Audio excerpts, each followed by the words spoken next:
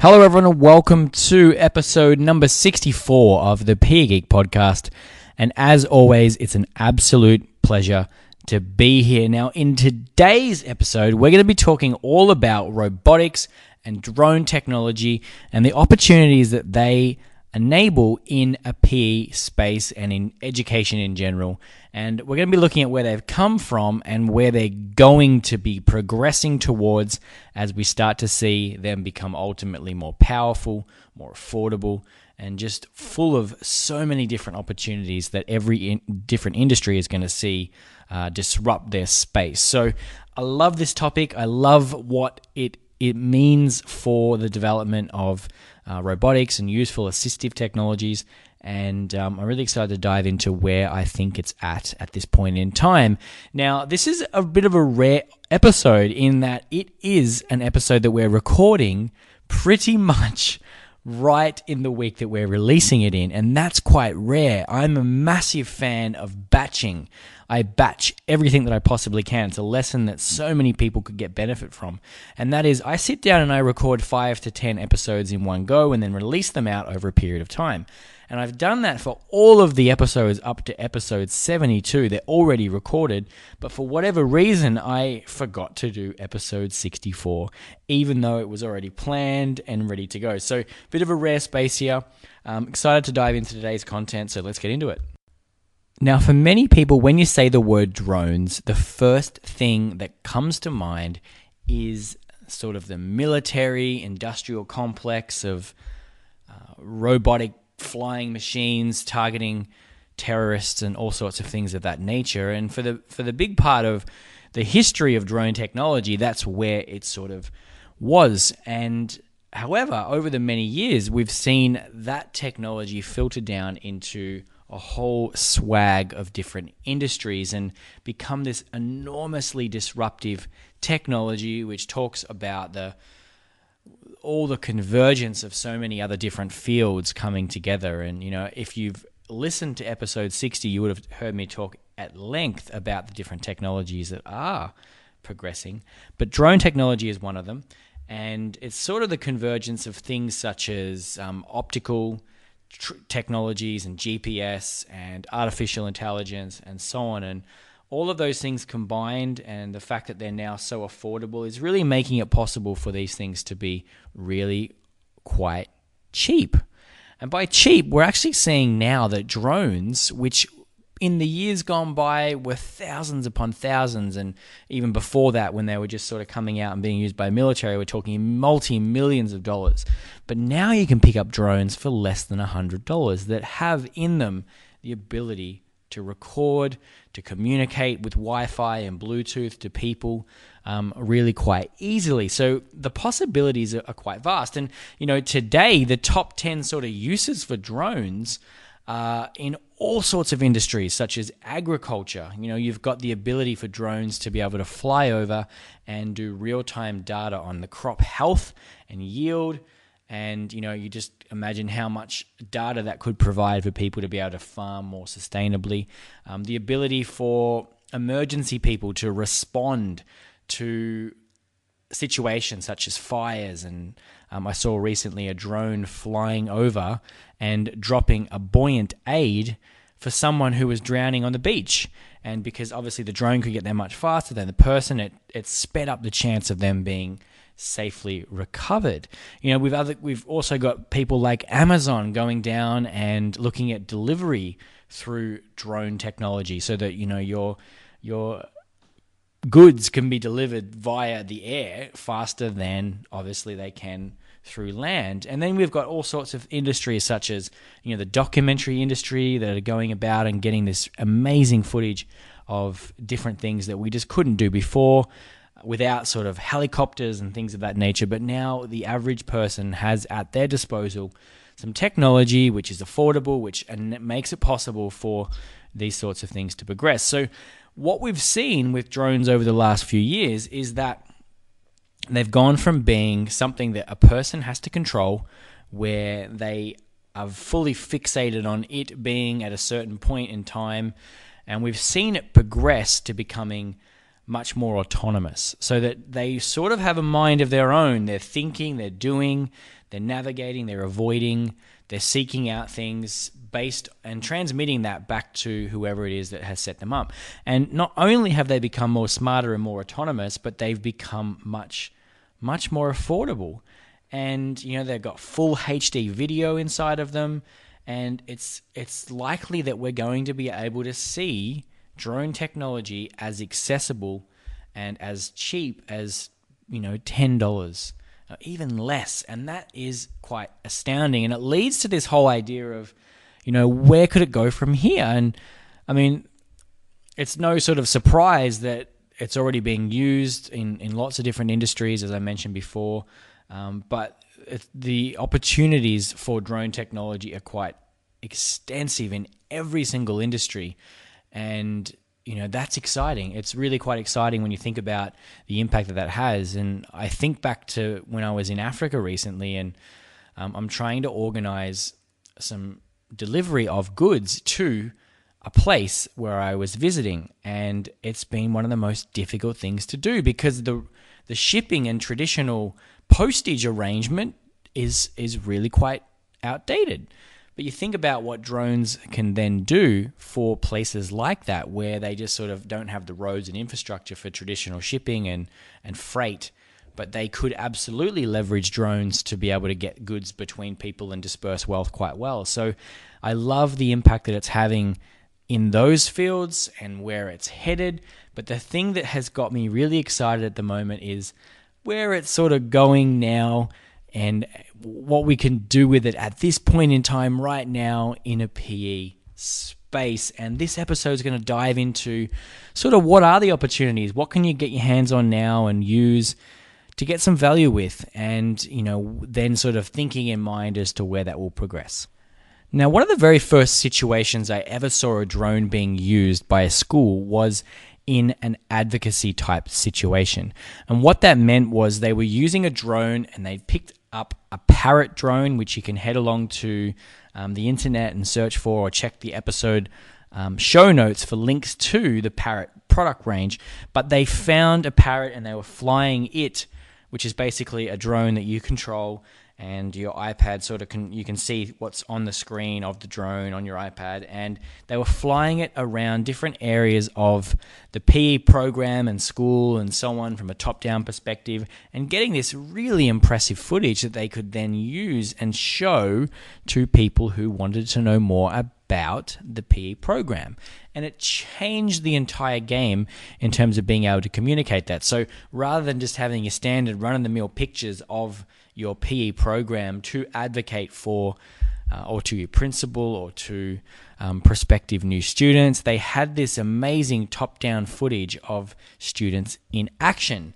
Now, the same thing could be said for if you were completing camps or excursion with your students, and you can imagine having students go out and doing something like kayaking or scuba diving or whatever, and mountain bike riding, and you have a drone flying over the top of that and capturing this amazing footage of that thing happening as it happens. A whole different perspective than you standing there and trying to get these photos that are sort of not that well taken and just it being a bit of a mess. So looking at it from that advocacy point of view, there's a lot of opportunity for capturing this sort of footage from a top-down perspective and using it to promote what's happening in your school or practice or in your PE program, and then sort of sharing that with parents and staff and other interested parties. Now, I did see this being used at a sports day as well, a field day, and they were capturing this incredible footage that they could share. I thought that was a tremendous example of how you could use a drone technology in a really simple way without really having to do much in the way of planning or thinking about how you integrate it into your lessons. Now, if you want to get access to a drone for a really affordable price, then have a look at the episode show notes at thepegeek.com/64. We've linked to 17 of the cheapest drones that you can get for beginners under the sort of $150 price range. And obviously lots of them have different varying features. The more expensive you go, the more that's included. But The standard drone will enable you to sort of control it and fly it, and will enable you to do some sort of video recording, most likely to an SD camera, which is on the drone itself.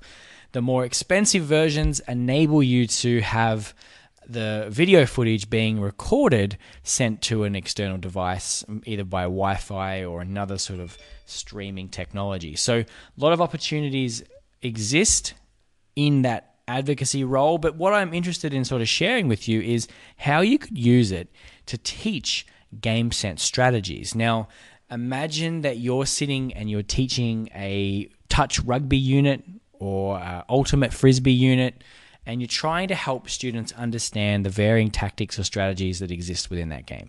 Now, sure, it would make sense to sit down on the ground and talk through the different strategies with students. That makes a lot of sense as well. I don't necessarily think you shouldn't do that. But what would be super great is if you could also have a drone to be flying over the top of that game and capturing a top-down footage and being able to use that footage to help communicate what's happening to your students or with your students in a completely different way. Now, if you were in, let's say, an environment where you had an external screen or projector, and that drone was being mirrored, so as in the video footage was being mirrored to an external screen, then you could potentially see a top-down footage but not necessarily have to look anywhere other than just to the screen on the side of the gymnasium. Now, the very first time that I ever did this was in a basketball situation. We had a basketball lunchtime practice taking place, and we had a drone flying over the top of that situation, and the footage was being captured from a top down, and it was mirrored to my iPad, and my iPad was then being shown up onto the large screen. And what it meant was that we could stop play and direct students to the screen, just standing in the spot where they were, and they could absolutely see what was taking place from that top down. And it changed the game about tactics and understanding and on all of those sorts of things. So if you're involved in coaching or sports sort of game situations and you want to sort of dive a bit deeper with older students, then I recommend that you think about getting a drone. You can pick them up so cheap, and you could get a completely different discussion about where players should move to and what they should do to sort of help them in that sport. Now, the reason I'm so excited about this recently has been because of the upcoming developments that I have sort of been following in the space. Now, at this point, as I've mentioned of numerous times now, you can pick up drones that have some limited feature set that will do an incredible job to capture video footage, but we're starting to see these opportunities just become even more extreme. So the best example of the drone tech that I'm so excited about now is the Lily camera. Now, the Lily camera is still on pre-order. It hasn't officially been released as of recording here in August 2016. But if you head along to lily.camera, you can see a video of how it works. And I show this in all of the PE Geek workshops as a bit of a taste test of where this is headed. Basically, you wear, or whoever wants to, wears a tiny little tracking device on their wrist, and wherever you go, the drone goes. So that means that while you're performing any sort of activity or game, or you're immersed in some sort of outdoor recreational pursuit, the drone follows you. Now, in the video that they show, they've got video footage of people snowboarding and skiing and kayaking, and the drone following to capture that. So you can imagine a situation in the near future where student could be necessarily wearing something like that, where they have the ability to be tracked, and that could be captured and used for all sorts of different reasons. Now, there's a couple of things that we still have to wait for that to be a reality on scale, and that would be drones continue to become cheaper and more affordable. They are absolutely doing that at this present point in time, but we're going to reach a point where they become even more affordable and they become even more smaller and easier to get out into the environment. And yeah, they need to become more feature rich and be able to support situations where we could use them in numbers. Now, I know at this point a lot of people usually ask me about rules and regulations related to drone use And to be honest, it's something that you have to check. You're going to have to find out whether it's something that your school will allow you to use. I'm not saying that it is something that every school will be able to use, but it's something that you should find out. Don't just assume that you can bring a drone into your school, throw it up, and someone isn't going to think that that's something that you should have got permission for first. So I would definitely encourage you to go ahead and do that. And the other thing that I'll also encourage you to think about is, there are some places in towns and cities where you just cannot use them. And obviously airports and things like that, you just can't use them. So if your school is near one of those, then make sure that you're not going to be flying it into, into a situation where they could be damaged or where you could create some serious harm for other people. But to the vast majority of people, they are absolutely going to provide you with a lot of opportunity. They are going to help capture things in ways that you've never seen before, and it's going to be great. And I heard recently that eventually drones are going to get to the point where they're just not really a threat in terms of they'll be so small, their power consumption will be so small that their impact isn't going to be noticeable, and they won't need to be as regulated as they are sort of at this point in time. So lots of things still on the pipeline. However, with that being said, there's a lot of opportunity now. I certainly encourage you to head along to the episode notes and have a look for some of the links that I've included to where drone technology is headed, as well as some of the recommended devices that you could get access to, included the Lily device and another device called the Hover Camera, which is a self-flying drone for less than $100 that face tracks the user, just using the camera. So there's so many things coming down the pipeline. I'm excited about where it's headed. We're still not quite there yet, but with that being said, there are lots of schools and there are already PE programs and sports coaches who are leveraging drone technology because of the impact that it has in today's day and age. So with that being said, hopefully you've enjoyed today's episode. As always, you can get a full list of resources as well as a complete word-for-word transcript over at the website, thepgeek.com/64, as in episode 64. And until next time, speak soon, and I look forward to seeing you in episode 65.